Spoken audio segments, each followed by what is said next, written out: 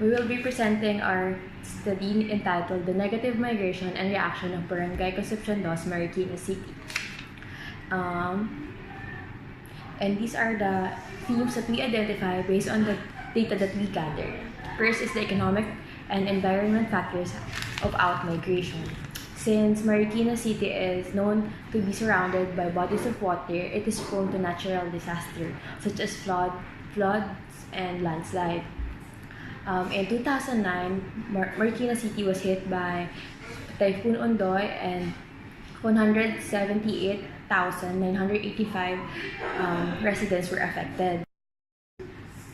So, migration as defined by the World Economic Forum, it occurs within a country from crossing political and boundaries, either a state, urban, or rural, under which is the concept of negative migration.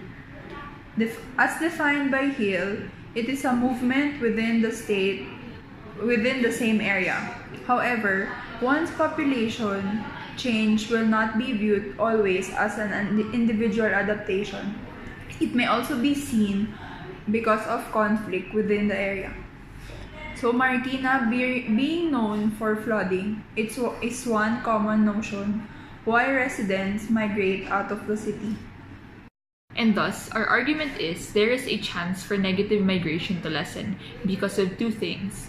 First, because of the attachment of its residents to the house and basically in the neighborhood. And second, because the local government, or per se, the local barangay of that certain city has done certain improvements and it has further developed the city in ways which would help the people in Marikina live a better life. In the findings, we have gathered data years 1975 to 2015, but there is a 5-year interval because according to PSA, they release data every 5 years. In 1975, it's Barangay Concepcion only because Concepcion Dos was created June 11, 1975. It was detached and separated from Barangay Concepcion to accelerate the pace of socio-economic development throughout the country. Typhoon Ondoy happened in 2009, and as you can see in the table, by 2010, Marikina lost 1,695 residents.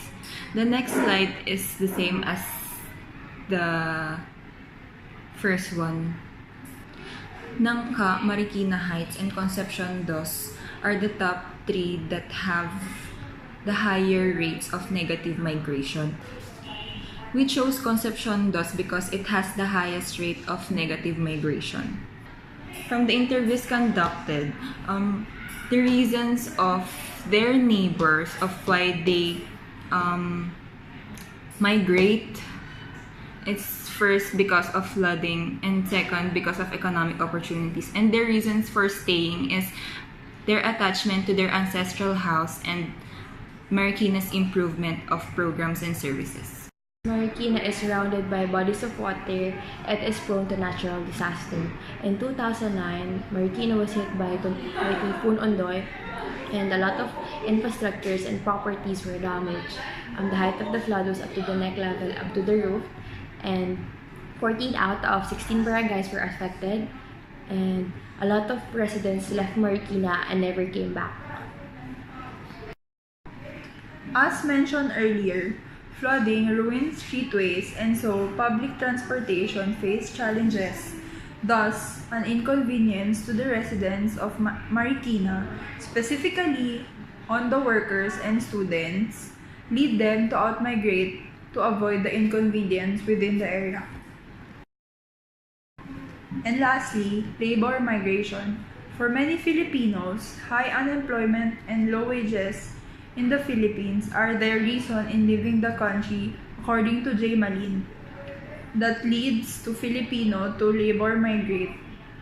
In the case of Marikina, in the year 2005, 17% of the unemployment rate in the Marikina was doubled by 7% in 2007. Hence, Marikina residents were forced to leave the country due to economic reasons.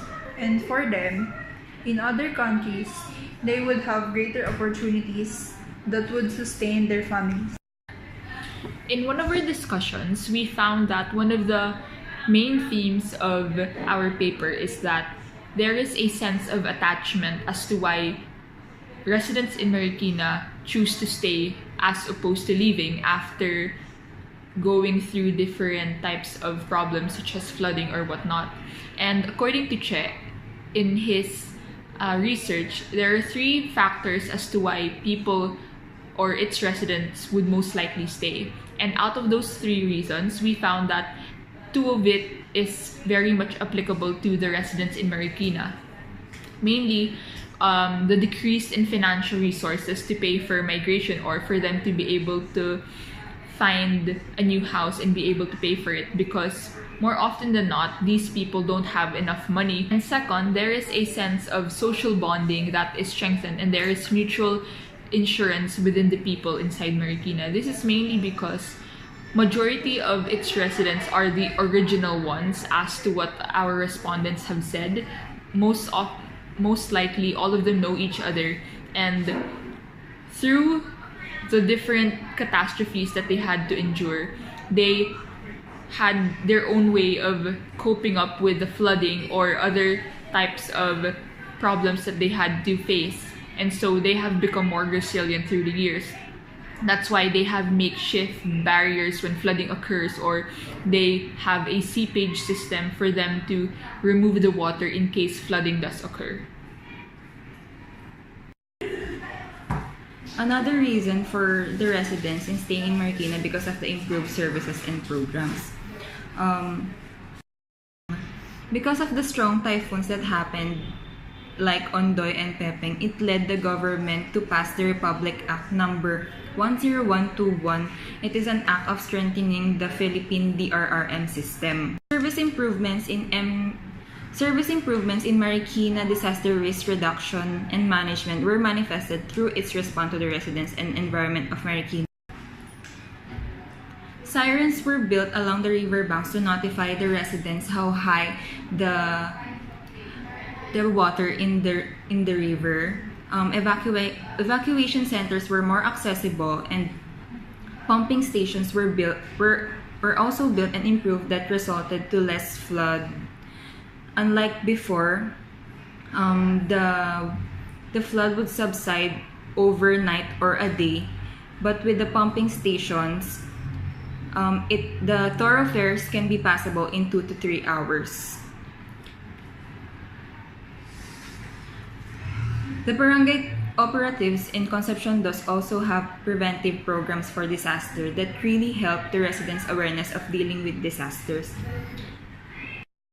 And to conclude, there are 2 reasons why people would opt to migrate. One is for economic reasons, and second for environmental reasons. And so these are the 2 factors that most of the time people would consider, because these are the things that would really affect their way of living, and it would greatly affect the people in their household. And lastly, for people to reconsider staying in the certain place where they actually live in, it is because there is an improvement in the services that they are getting, because they are the ones who are directly affected. And since they are directly affected, they see that these improvements and developments are greatly implemented and applied in their city, which is why it's something that it would make them reconsider staying.